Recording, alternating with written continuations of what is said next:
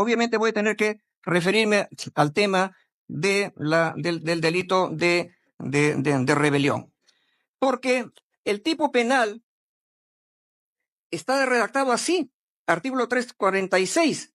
El que se alce en armas para variar la forma de gobierno o de poner al gobierno legalmente constituido o suprimir o modificar el régimen constitucional será reprimido con pena privativa de libertad no menor de 10 ni mayor de 20 años. Dice que el verbo rector es el que se levanta en armas.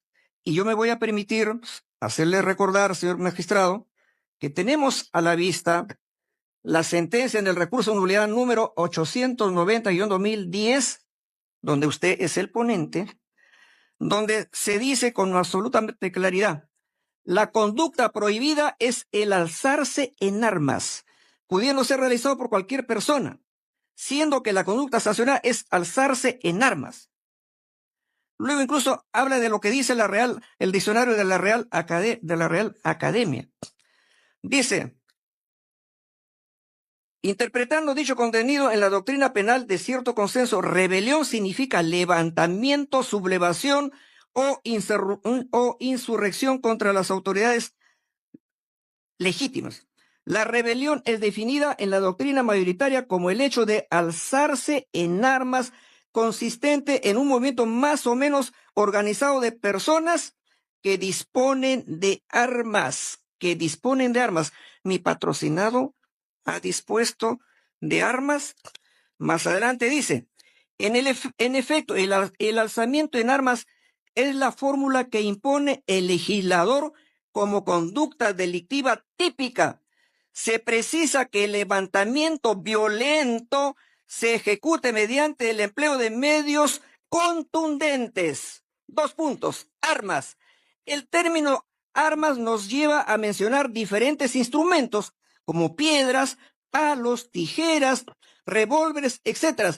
Pero a efectos del cumplimiento típico de la rebelión, tendrán que ser armas que puedan generar efectos desafiantes ante las órdenes impartidas. La idoneidad de las armas responden al grado de perturbación del orden político interno. Los alzados habrán de emplear armas que se entiendan capaces de desafiar la resistencia de las fuerzas públicas. Nos preguntamos, ¿cuál es la idoneidad de esas armas? ¿Han habido tanques? ¿Han habido fusiles que hayan sido utilizados por mi patrocinado para que se haya consumado el delito de rebelión? Nosotros consideramos, señor magistrado, que no se dan en ese sentido. También hemos visto que se ha invocado doctrina española, etcétera, etcétera. Pero tenemos aquí una referencia, como referencia al Código Penal español. El artículo 472.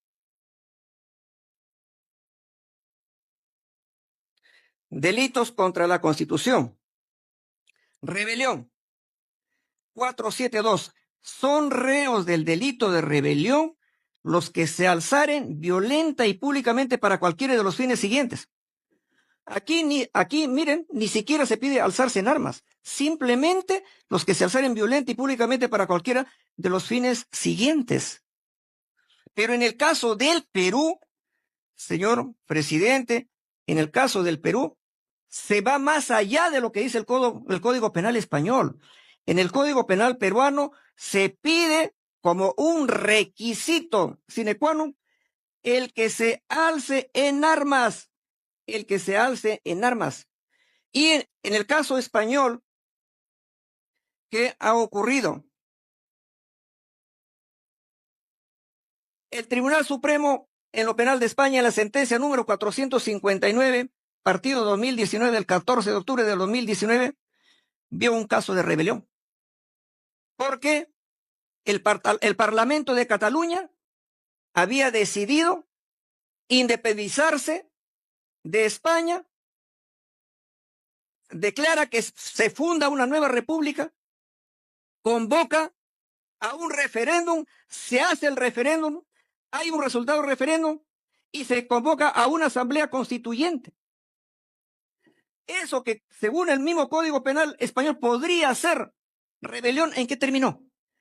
Los absuelven a todos por rebelión y solo los condenan por sedición. Vale decir, pese que en España los catalanes de Barcelona desarrollaron casi todos los elementos de tipicidad del delito de rebelión, no los condenaron por rebelión, los condenaron por sedición.